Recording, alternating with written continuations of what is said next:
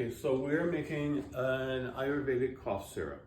So this is going to be an alcohol extract. We're using brandy, preferably an unflavored brandy. It's 40% alcohol by volume. You could use vodka, but usually the brandy is just a little bit softer. It doesn't matter too much because the important thing is the alcohol is going to extract all the essential oils and it's going to be preserved.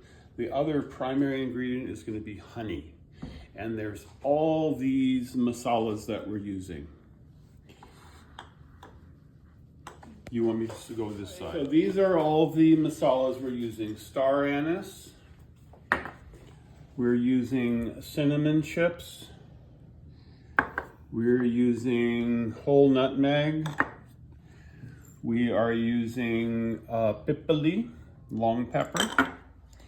We are using cardamom. We are using black pepper. We are using fennel seed and cloves.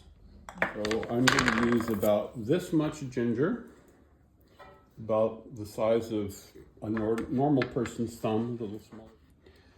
So then I'm going to take the brandy and I'm going to fill it up.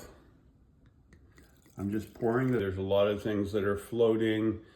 You know, when you